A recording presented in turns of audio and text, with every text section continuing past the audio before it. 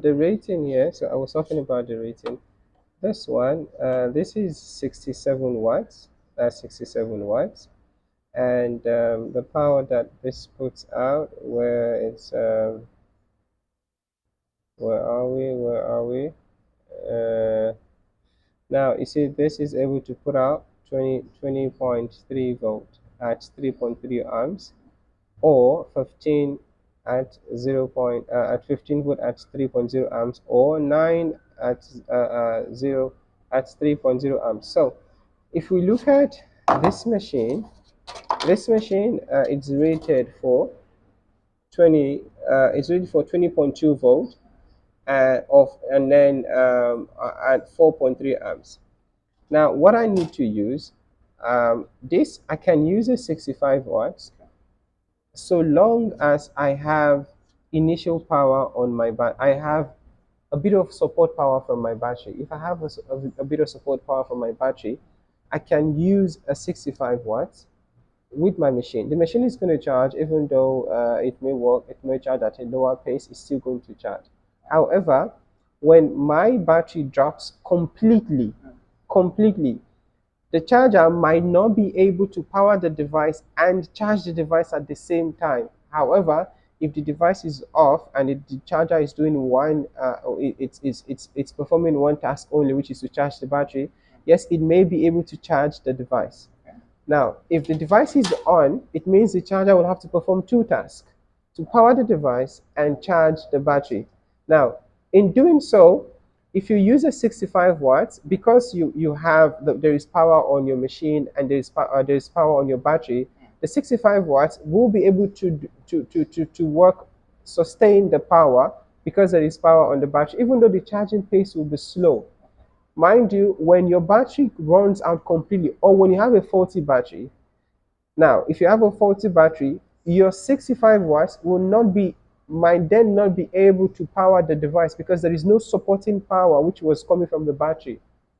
Which then mean, if you have a 15 inches, the right charger to use has to be 85 or 96 watts, not 65 watts. You can use a 65 watts provided you still have juice from your battery. You're still getting power from your battery. Once you no longer get power from your battery, your 65 watts is no longer going to be active. Now, in terms of charging the device, when the device is it's not running, when it is in S5 or when the device is off, then it consumes less power. Then you only need to charge the battery. Now, which then means at that time, provided your battery is still okay, in good condition, and then also then it will be your 65 watts might be able to help you. But once your battery becomes faulty, then your 65 watts might not be able to start your device. So the reason why I had to mention that was it's because of the swollen. We see that some of the cells on the battery are swollen. So we are not sure what charger this client is using with the machine. We see some of the cells that are swollen. So we are not sure what. By the way, you say we always make sure to keep original brakes. Original for chargers. It's very important. I mean, if you want to do this repair, you want to make sure you have original stuff. Okay, so that's on the side. So connect this back.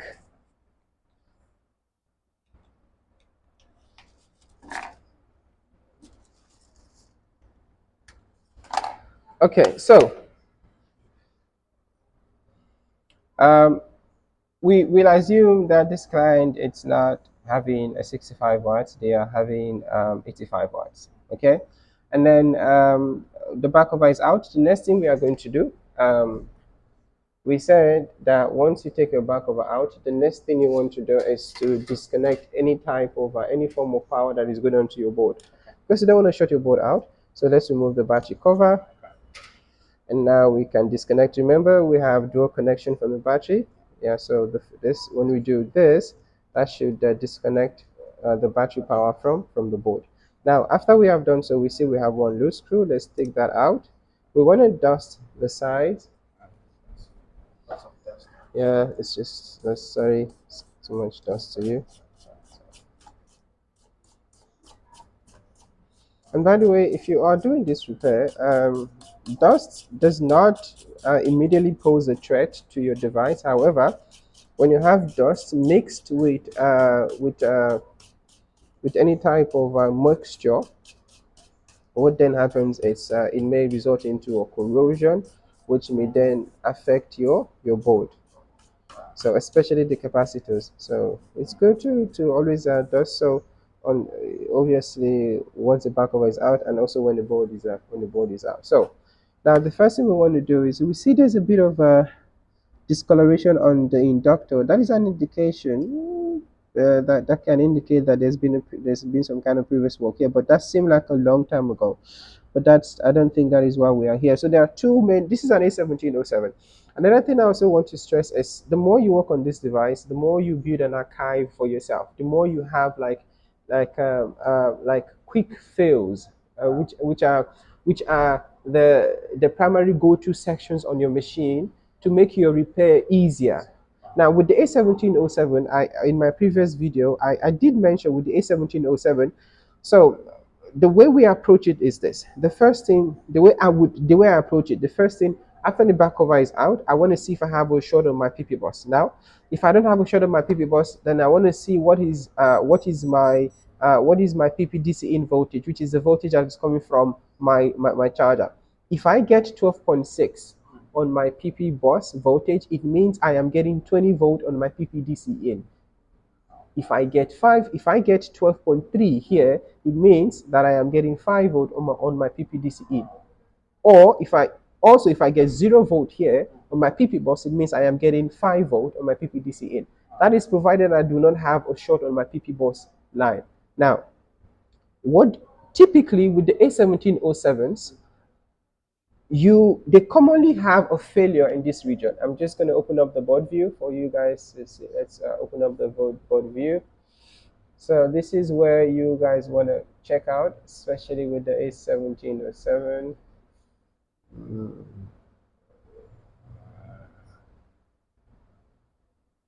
No, that's 13 inches.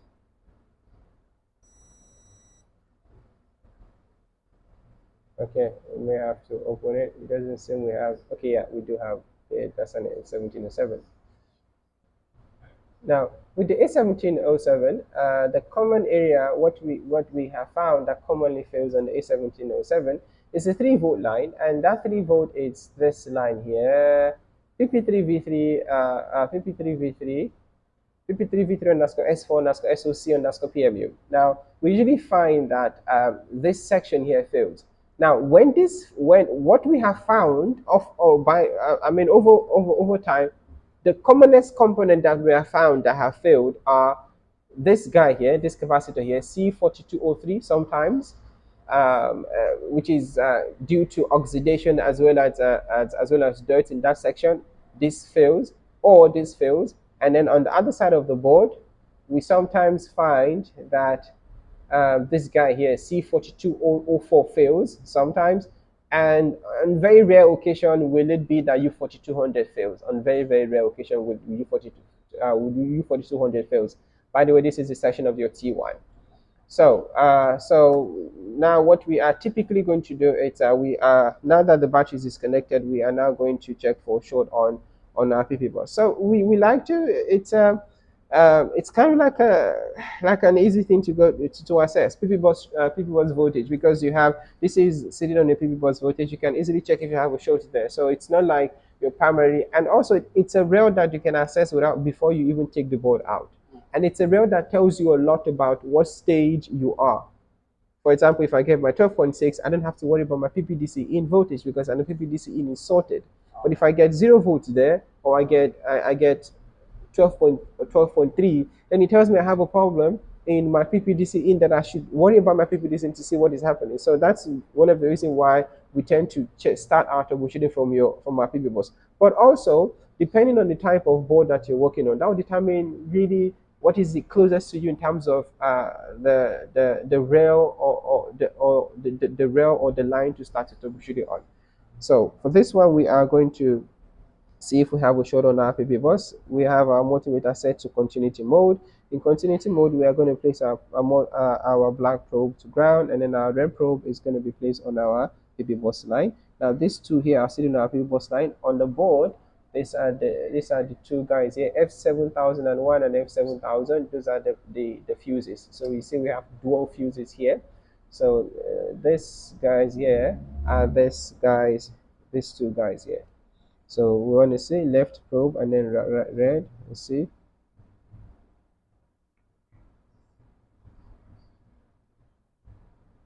Okay, we don't have a short. Now the next thing we want to do is we want to see if we have a short in that line which we mentioned.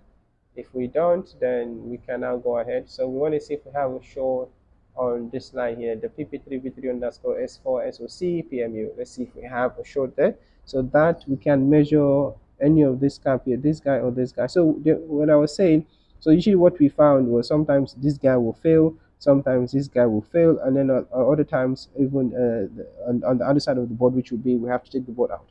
So our left usually we put our left probe to ground. This can serve as a ground. And our red probe, let's see what do we have here. I think we have a short there on the other side. No, okay, so that was ground, that's fine. So we don't have a short. And then this side, no short. Okay, so that's it, we don't have a short, that is fine. So now we can now plug power to it. We see we don't have a short on, oh yeah, so we did confirm we don't have a short on PP bus. And then let's just see PP bus, we checked, we didn't have a short.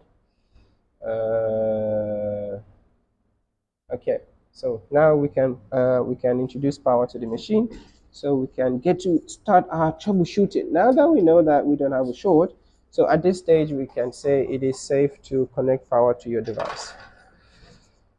Okay, let's connect power to your device. Our battery is not connected. We are using the charger that we have is enough to pull juice to power the device, so it wouldn't need charger power, battery support power to run. So we are using the charger for this, the brick for this, which is our M2 16 inches is what we're using, and that is pulling more than enough juice. Okay, so let's see what do we have on our PP bus. Now we are going to use setting our multimeter to voltage mode, black probe to ground, and then red probe. What do we have on our PP bus? That is complete 0. Okay, let's flip the charger to another rail, to another port. Sorry, let's try it again. Left. What do we have? And that is still complete 0. Okay, now we want to see, so what are we doing? Let me show you guys what we are doing. We are trying to make contact, put power to the machine through our J3300, which is the DC-in connector here. So there are 4 ports on this machine. This machine has four ports. Yes. Now the 4 ports are they are controlled by individual USB-C CD3215. The 4 ports are controlled by individual chips. These individual chips, they work seemingly as one, even though they do not directly work as one, but they are interconnected in terms of the overall function, which would mean that one would depend on 2 to depend on 3 and then to depend on 4, and the cycle continues in order for generally that chip will initially you get 5 volt on that chip, and then with all conditions being okay, then the chip can put out 20 volt. But if there is if there's an issue down the line with either of the CD3215 controller chips, what will happen is the charger, the chip will remain on 5 volt without having to move on to 20 volt, because it assumes it's unsafe to boost the voltage to 20 volt. So right now we are connecting our charger, so we see that we're having 0 volt. Well, that is very indicative that we most likely have nothing on the charger at all, or we have 0 volt, we have 5 volt on our PPDCIN. So let us, since we have access to this is one of the CD3215 here. Since we have access to the to one of the fuse, we are going to check one of our fuse. You see at the beginning here it says 20 volt, PP 20 volt underscore USB-C underscore XB underscore V bus. So we're expecting to have 20 volt here, but I'm hoping that we're either going to get 5 volt or 0 volt. So let's see what we have on that fuse. Now that fuse is going to be, this guy white, that guy here, that is the fuse. So let's see, what do we have on the fuse? Black probe is on ground, and then red probe. What do we have on our multimeter? So as you guys can see, we have 5 volt. So we have 5 volt. So that is why we are getting that is why we seem to be getting 0 volt on our PP bus. Now when you have 5 volt on a USB-C machine that is supposed to get 20 volts, so there are two ways you want to go about it. Number one, it may be that the issue is contained within the CD3215s, or it may be that there's a problem down the stream of the rails that are required for the CD3215 to function. One or more of the rails are either missing or shorted, missing due to a short, or not present.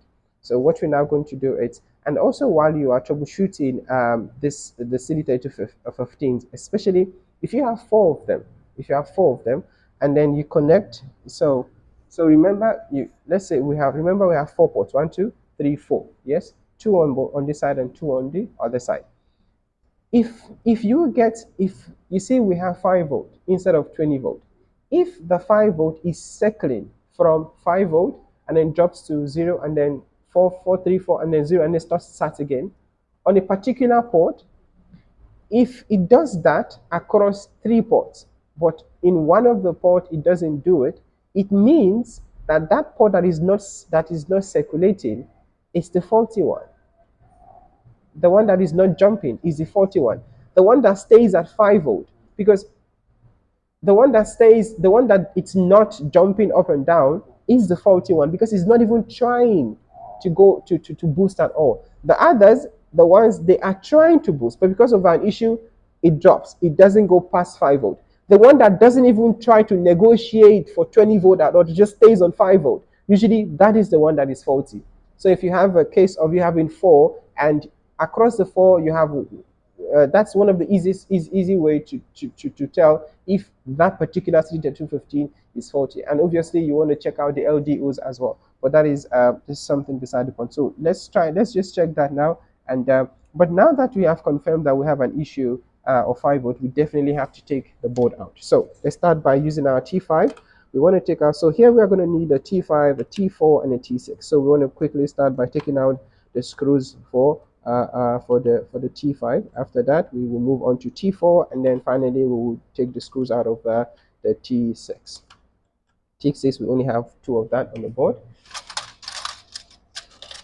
T5 done. Follow now. We want to follow up by T4.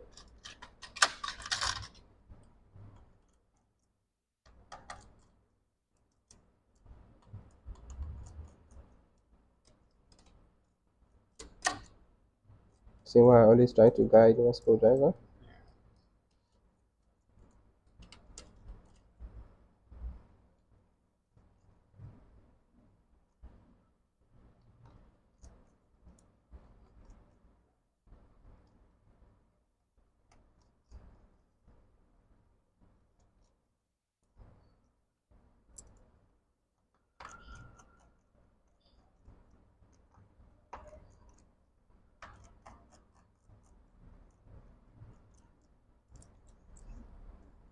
So right now I'm using a T4. You can use interchangeably. You can use a T4 and a T3 in this type of screws sets that I'm taking out, either T3 or T4.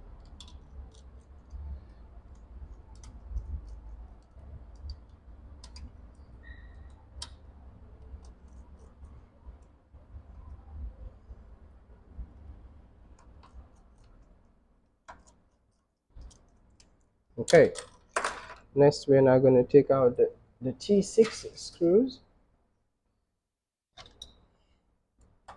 So 1 and 2. Now let's disconnect the cables. Let's remove the cowling. Left. Our our antenna cables. Remember the antenna cables, speakers, touch bar. You have the display as well as the input control. Now we can take our board out. We can either take it out from right or from the left, it doesn't matter.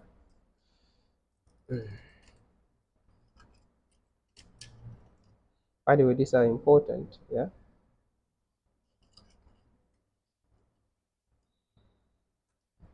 Okay, that's out. Let's put that on the side, and then we can put the shell on the side.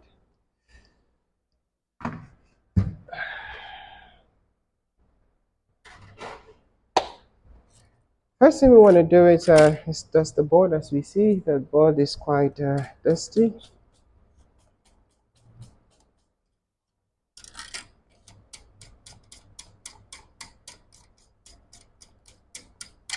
We are going to do a visual inspection across, because we have 5-volt, our attention is almost going to focus mainly on across the 4 CD3215s that we have. So this is one of the CD3215, one here. We flip to the other side, we have another one. Where is it? Here, which says U3100. And then if we go to the other side of the board, we have one here and then one here. So there are 4 of them because we have 4 ports. I'm just going to show you. So we are also going to dust this out, by the way. Otherwise, that's going to be a problem in the future. So because we have 4 ports, 1, 2, 3, 4. So that's why we have 4 CD32 controllers. Now we are going to focus our inspection around the 4 CD3215s, mainly 1, 2, 3, and 4. So first thing we are going to do is we want to visually inspect them to see if anything stands out. So this is a chip, nothing stands out there. And then this is a second one, and we don't see anything standing out. And then on the other side, we don't see anything standing out. Okay, fine. The next thing we are now going to do is so ideally the next thing we're going to do is we're going to connect a DC jack to it, and then we will measure across the 4 ports to see what we are getting across the 4 ports. We know we're getting 5-volt on one, which implies that we are going to get 5-volt in the rest of it, because I mean, we did try from two ports, we got 5-volt instead of 20-volt. The next thing we are now going to do is we are now going to use our multimeter to measure the LDOs of the CD3215. So the LDO, the low dropouts. So we are going to check the 1.8 LDOs, but the commonest one to get issue will be the PP3V3 UPC_XLDO. So here we are going to measure across the 4 to see if we have a short on any of the LDOs of the CD3215. So for this one, and also to check if we also have a short on our PP3V42 rail as well. So we'll place our black probe. We're going to start from this section. Now on this section here, I'll show you guys what that is. And that section, we have PP3V42, and then we also have a low dropout output, which is our LDO. So we are going to be checking on these 2 lines here to see if we have a short. Now, by the way, PP3V42, it's a critical requirement for our 20-volt. So if we do not have the chip, requires PP3V42 to be present in order for it to negotiate for 20-volt. So let's start by checking for short on this cap here, C3208, because it's sitting on the LDO as well as our PP3V42 rail. So our black probe to ground, and then our red probe, LDO, we don't have a short. PP3V42 rail, we don't have a short. That is fine. Now let's move on to the other side. We do the same thing. Check the LDO as well as the PP3V42. Okay, we don't have a short. That is fine. Okay, now I'm using continuity mode. We are still going to use diode mode because diode gives you better accuracy. I just want to see if we have a short across before I worry about using diode mode. Okay, so we don't seem to have a short, which is fine. The next thing we are going to do is let's now connect power. Let's plug a charger to it to see what is it that we are dealing with. Just give me a moment.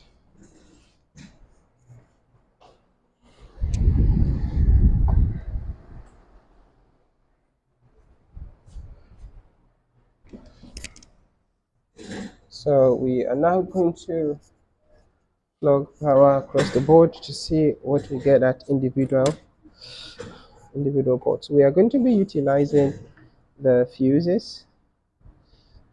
So it starts from here, which is going to give us voltage on the fuse. We are starting from this side now.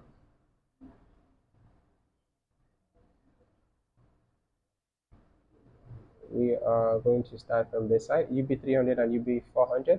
So we are going to be utilizing the two fuses that are connected to them. You see we have 20 volt on both fuses. So this here and this here, FB200 and FB201. So let's start from LB200. Let's see what we get. LB200 is going to be the first fuse, this one here. So let us see what we get. We have 5 volt. Okay, we have 5 volt, and let's check the other one.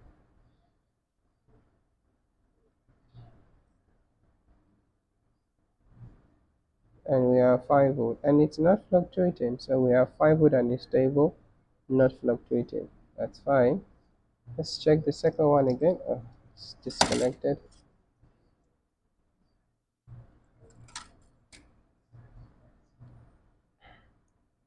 Let's check again. 5 volt and not fluctuating. Okay, that's fine. Let's check. There's more we're going to check, but we just want to quickly check across the board to be sure we don't have any of it that is not putting out voltage at all. 5 volt and not fluctuating. Okay, and then the last port,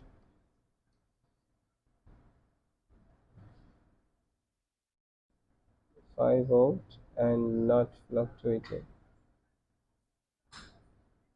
Okay, so let's see what we have on our PP3B42. PP3B42, we are going to find PP3B42 here.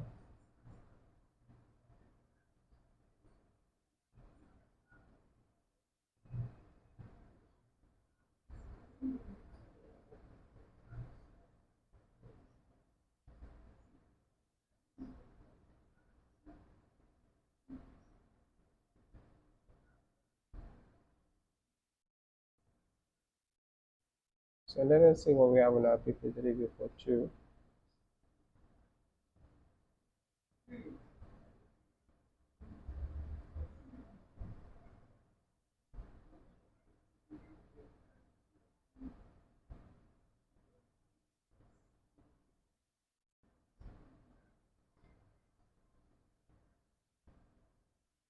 Okay, so we are going to use this inductor here, R6900.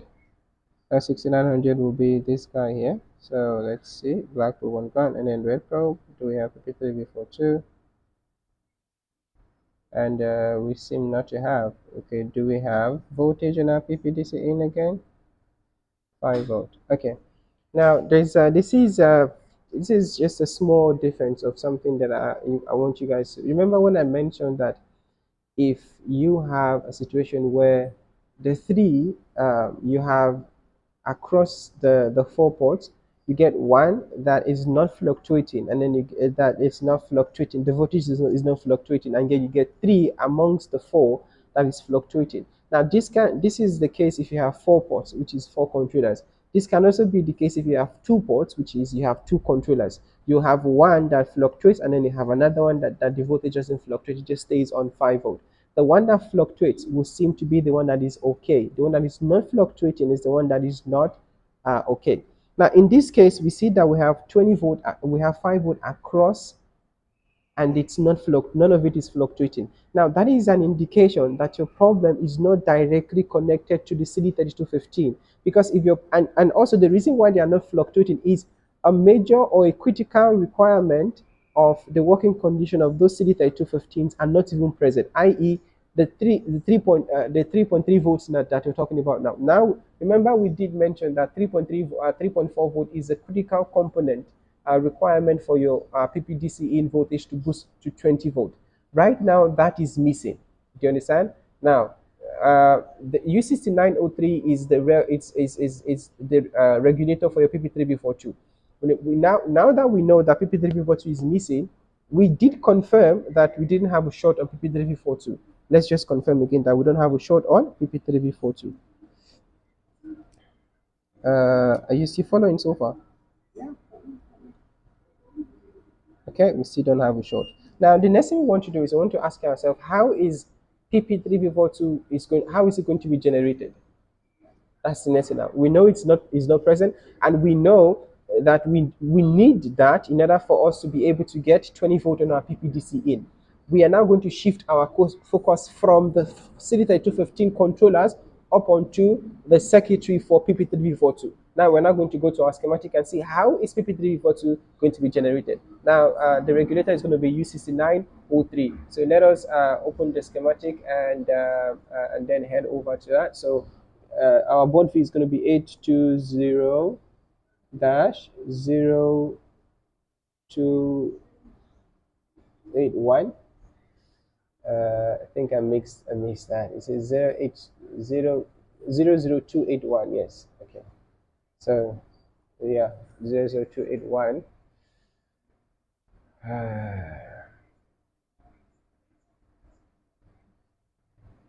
Okay, so this is 4924. That's not what we need.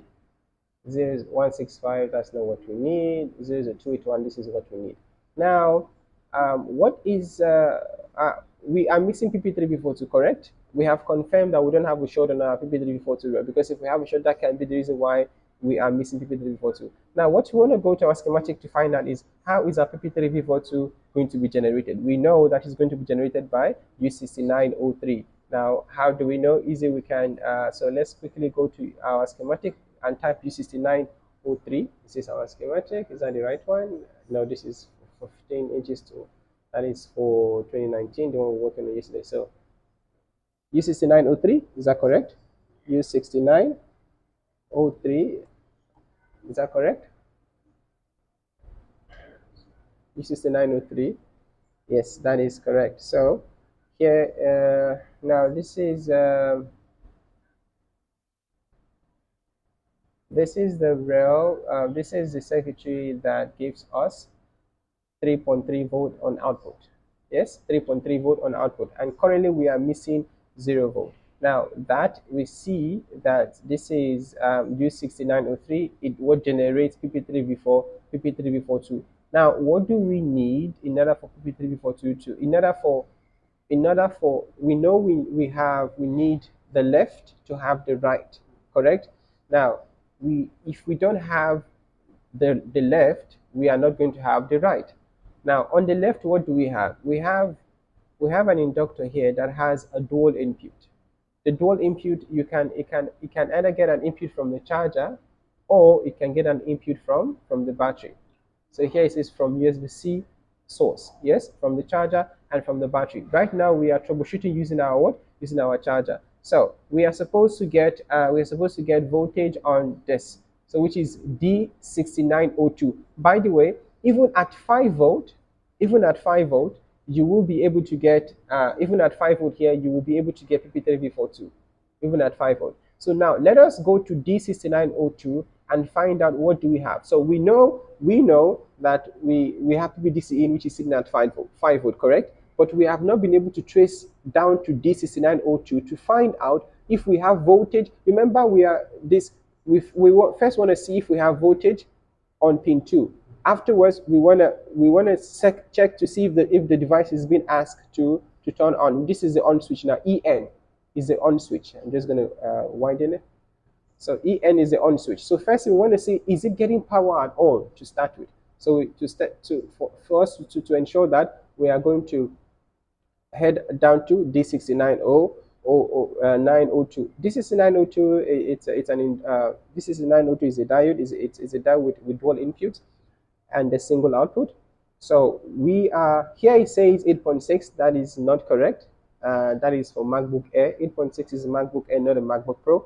What you're supposed to get is 12.6. Okay, so now let's head on to D6902 and see what it is that we're getting across R69, R6920 up until D692, and say, let's see what we have on input and let's see what we have on output. Now, let's just quit and then restart again.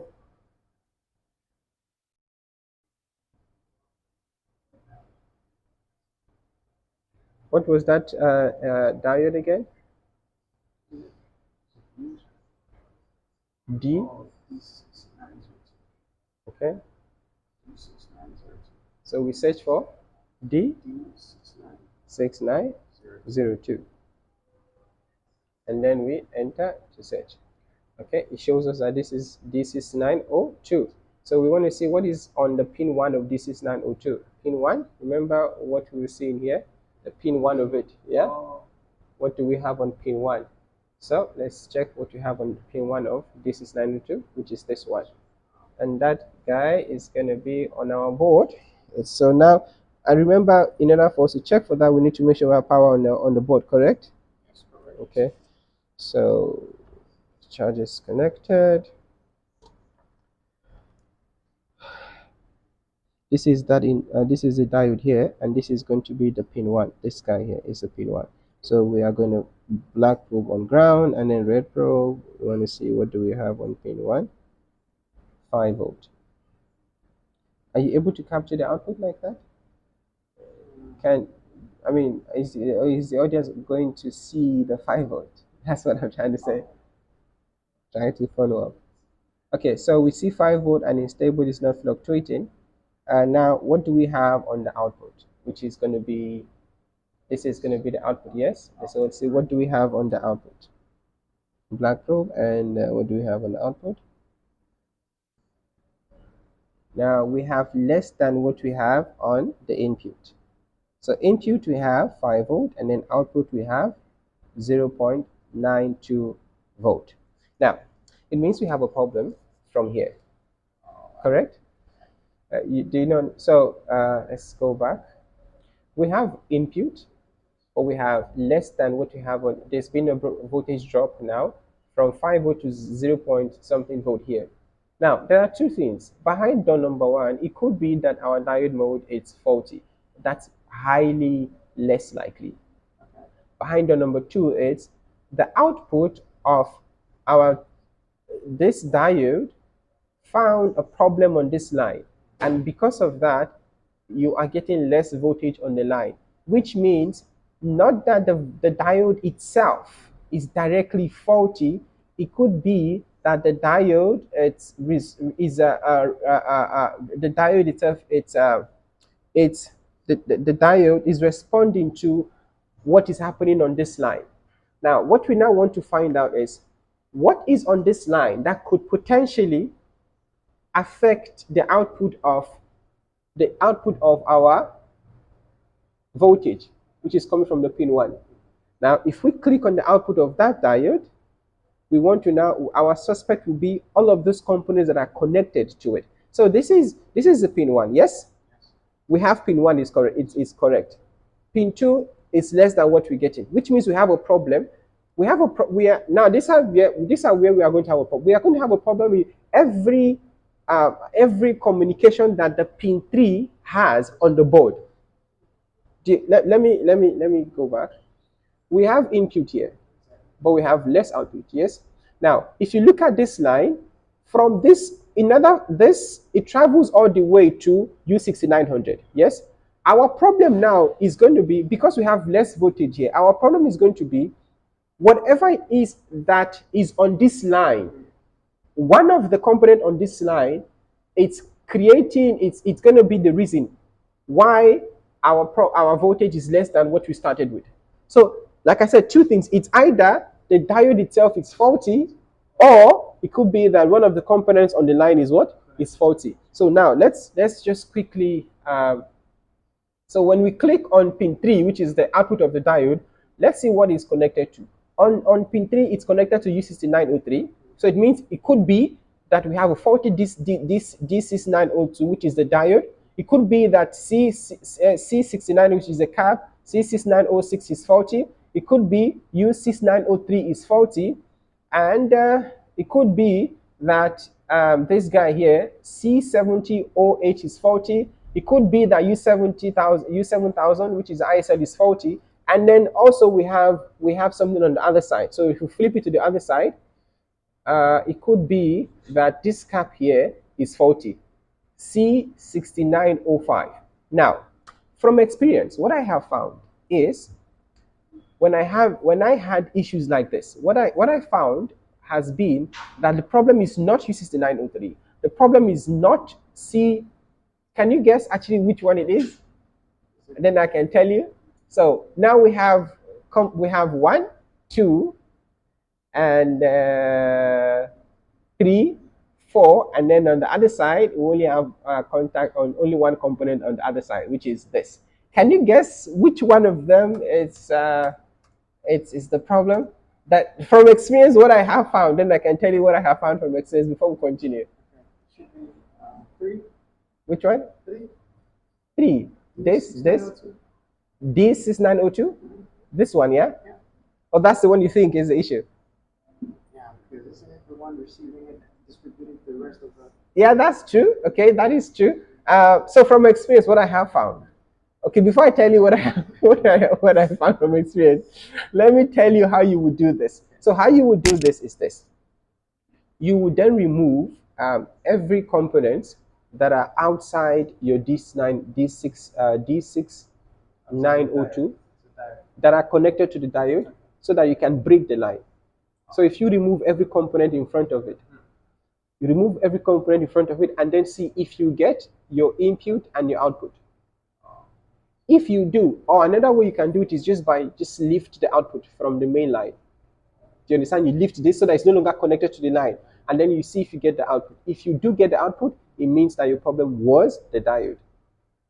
Another way you can do that is by removing everything. So you see everything that we've counted so far is by removing 1, 2, 3, 4, and then the other side 5. But I can tell you, it's never the ISL. like I've never, unless there is a situation of a liquid, but I've not had a scenario where it was ISL. So from my experience, this is the guy that fails. From my experience, this guy here, C905, and when it fails, it just doesn't fail alone. It further kills D6. It kills the diode as well. That is what I have found. That is, I mean, I have had occasions where it failed, and then D6902 also fails. So which means after you take it out, now you have your output voltage, but D6902 also fails, which means you replace it and then you replace D6902. Just the two, bro. Just the two. And this is like this is a very narrowed down type of repair that you don't have to stress. You know, if when you find yourself here, you either have issue with D6902 or you have issue with our guy here. So what do we do? So we start now. By the way, if we replace this 6902, we are still going to have the same problem. Like if we start by replacing the diode, we are going to most likely have the same problem, because the actual cap is still on the line. This guy here is still on the line. Where is our guy? Wait, did we? Okay, yeah. Let's go to the other side. Yeah, this is on the line. So what we are going to do is we are going to remove. Before we remove it, we can check if it's shorted. So let's flip to the other side, and that cap is going to be. Let's remove this so you guys can see that. So that cap is, so since the cap is this 6C6905, take note of it. So you know you have this and then that, so you have 3 components too, and then yeah, so that's how I kind of, so you have this, so this is the guy here. Yes, now let's see, do we have a short on that? If we have a short, then that's our problem. So do we have a short? 173 doesn't really say it has a short, and then the other side, that is ground. Okay, we don't have a short there, which means that actually might not be our problem. But before we do that, let's get another board and just check to be sure.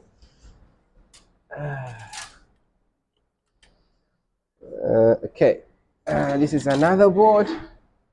Let's just see if what we have is correct.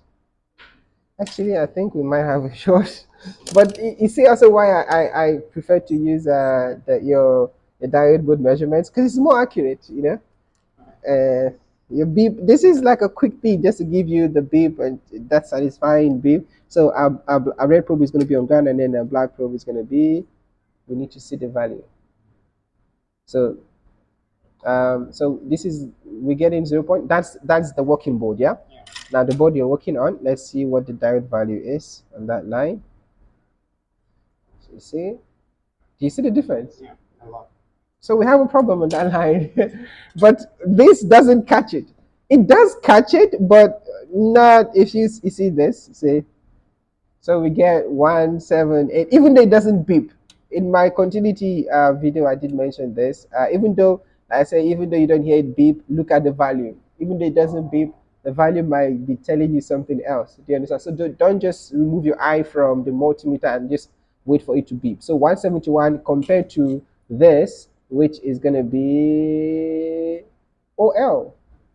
So huge difference. So first thing first. So what you are going to do is we are going to remove that guy.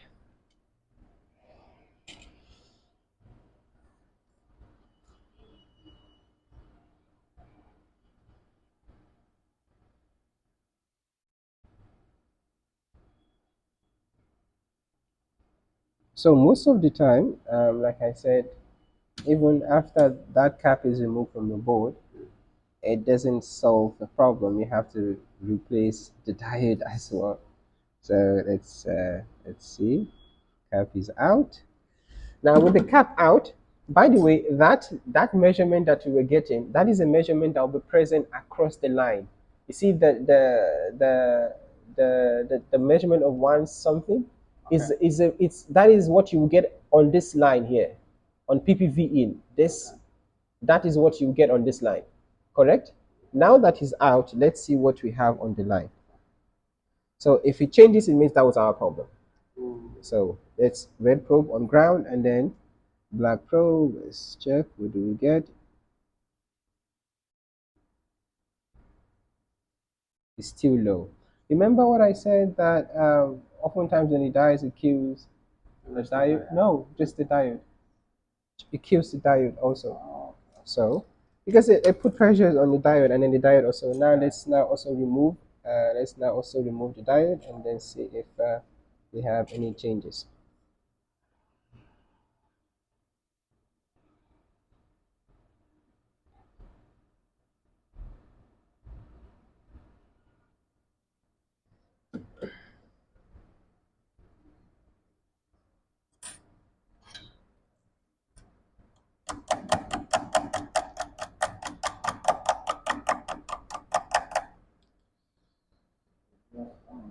Alright, salam. I don't almost finish, bro.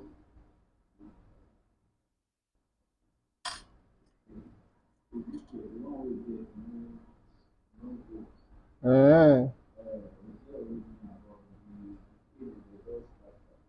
okay. What of Zena? Zena, yeah. Her personal machine, she did get those charges. Or either Zena or Alex.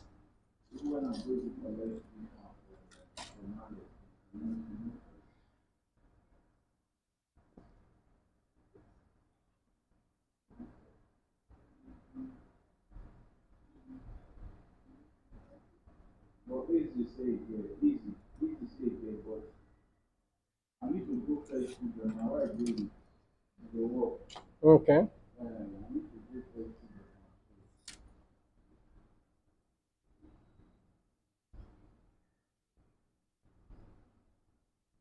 Okay, now let's check that line again. Let's see what you have with the diode out of the circuit.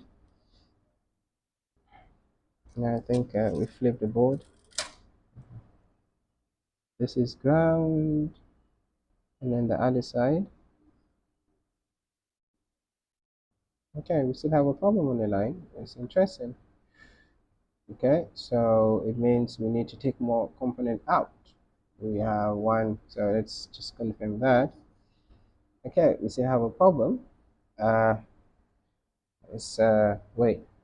Uh, let's just confirm because we know this guy here is red probe, and then this one something. We still have a problem on the line. So let's remove. So this is out. This is out. Now let's remove U6903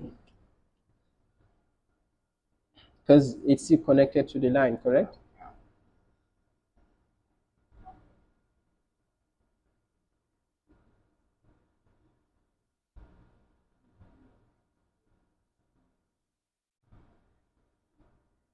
Okay, that's out. Do we have anything different now?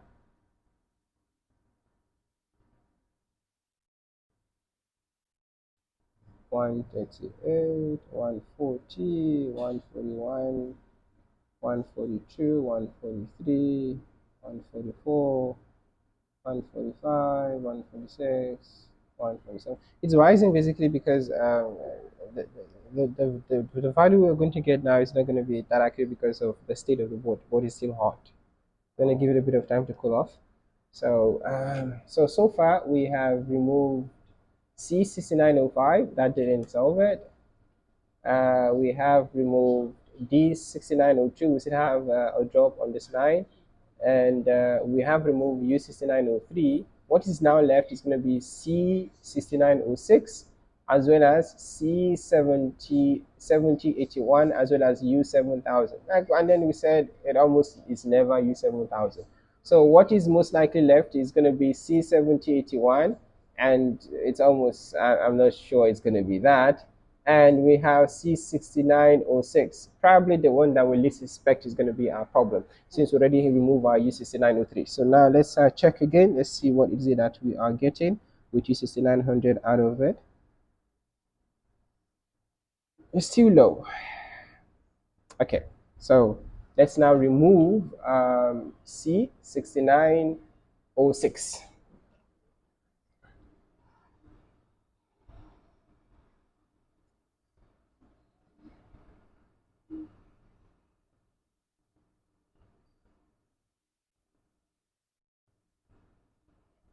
Okay, curve is out.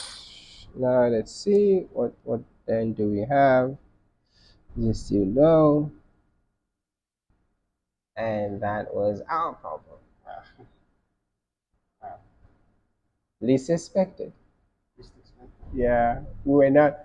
I can tell you, in my experience, the one I have seen is the one on the other side, and I could have said that our problem was the one on the other side, but it turns out to be C6906. Okay, interesting. It's I was saying it's the one that you least suspect. So we are now going to put back those real quick, and that should be it. But let's quickly put our components back. So what you reckon? Should we put back? Should we put back everything, or we just replace them with? I mean, the other components that are other than the one that failed, obviously. So, but do you reckon we put this back, or we just get from just replace all of those that we took out? Yeah, I think they need to be replaced. Oh, no, just wait for me. Oh, Amija. Yeah, I think they need to be replaced because to be safe. Yeah. yeah, the way they Let's just so to be safe, let's replace all of it. Just to be safe, we don't want it coming back, say in after a month or two, like the same thing happen again, because somehow they may have become weak. So just put this on the side. and then that, and then that.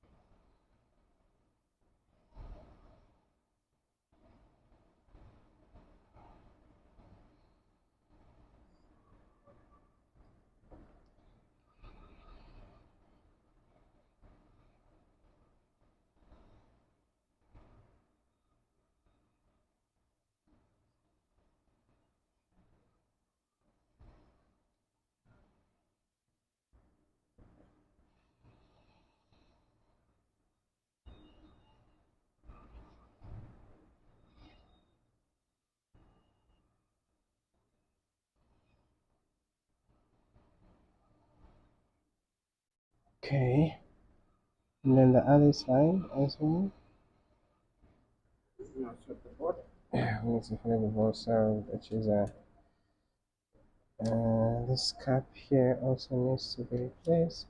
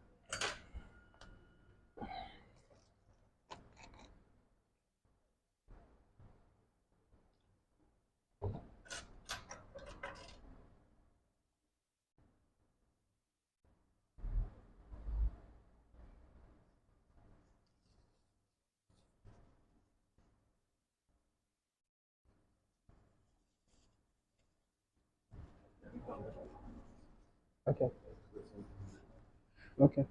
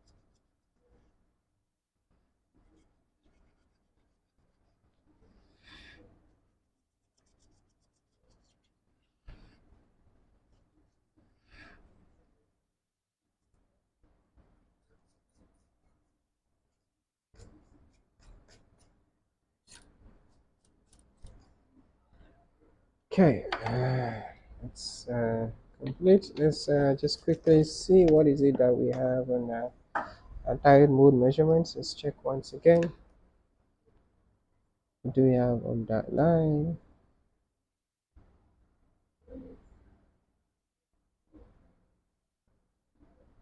Okay, that's exactly what we expected to have.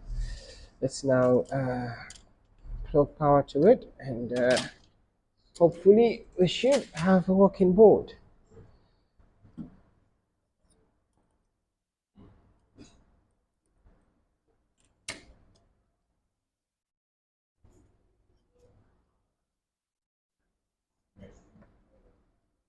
Okay, let's plug power to it.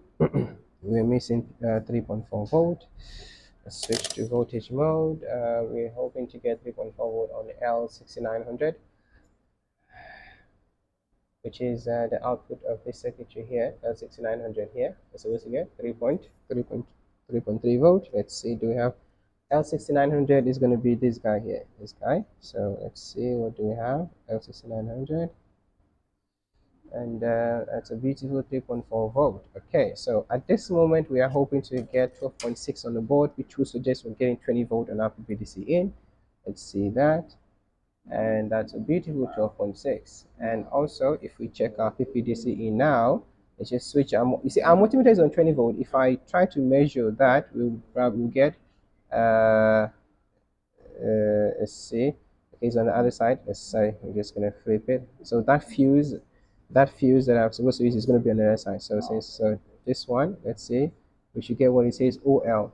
Why is it OL? Because I set it to 20 volt, and automation is 20 point something volt. So we switch it to 200 to get the 20 volt. So now 20.2 volt. Do you understand? So because it's greater than our set value, that's why it says OL. So this is practically a working board. I'm just going to put it in the shell, just so that we see that we now have a working machine, and then that will be it. Hope this didn't take so much time. Let's quickly dust off. By the way, when you're doing the dust here, be careful. The touch ID cable, you don't want to break it. This guy here, you don't want to break it. So be very mindful. I will do this. I want to dust it because I don't want to make the mistake of ripping off. Or I can do it this way. Just find a way to avoid not, because yeah, you can easily break it, and because the board is paired to the touch ID is paired to the board, you are forced to run the wire to fix the break.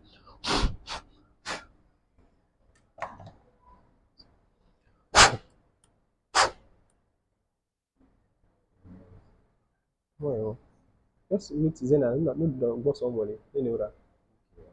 Okay. Okay, so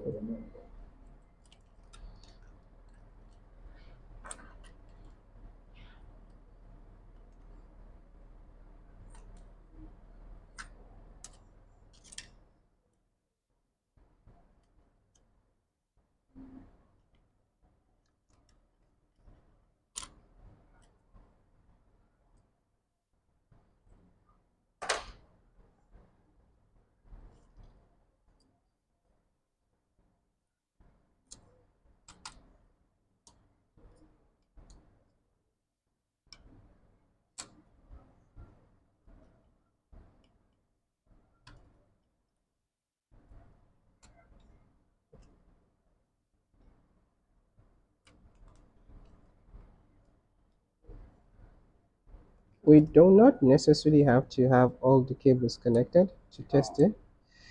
Uh, so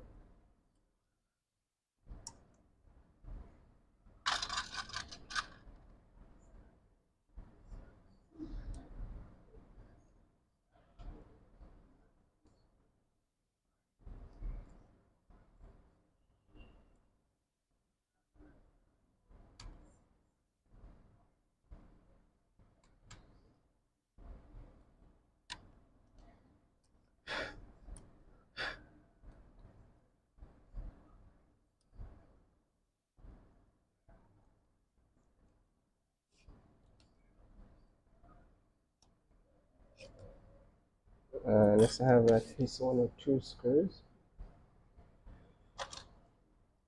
You know where this goes, yeah? Uh, This side or this side. okay, close to the hinges. Where does this go to? We have two T6 here. Is it this side or this side? This one. Okay, this side. Why do you think it's that side? Because it's isn't it the one that holds that the board to the No, you're not getting my question. There are two of that on the board. There are two six on the board, two like that. Which one should come here? Which one should go there? okay, based on their look. I think the one on the Don't think. You have to tell me why. Which one? This comes here and that goes here.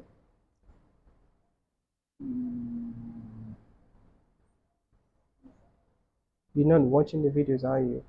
Because remember when I specifically told you this one comes here because it has a screw hole on it. Okay, just to I remember that. You just refresh my memory on that. When I said this goes on top of it, the screw has to go inside of it. Oh, okay. Yeah, I remember that because it has to be with the. It's like a cover. It's like a silver cover, then you put it on top. No, but a screw goes in here. This has a screw hole. This doesn't have. Screw on. Oh, You still don't get it. no, I did, but I just now you Do refresh you my get it memory. now? Yeah, I got it now. 100%.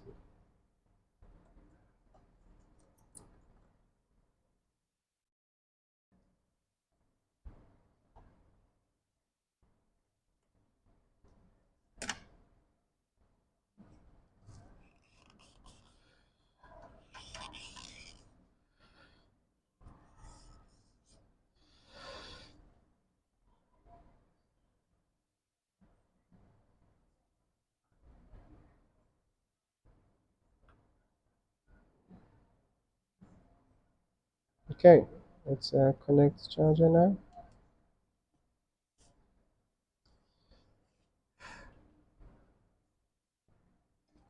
Do we have, okay, fine's responding, that's good. You see the fan is gonna start and stop because they are sensor based, and then the fans will only come on again when the CPU tells it that okay, come on. So that's not a problem for it to start and stop. So And that that's a delay we had beautiful, yesterday. yeah, and that's a beautiful happy logo. We do not necessarily want the machine to complete booting as we don't want to show current data. But as you guys can see, I'm just going to fire it on again, hold the Alt key so that we get to see the boot option. At least for you guys to see that now we have a working machine. And there you go. And if I click on enter, the device should be booted. Thank you guys. I will see you guys in the next one.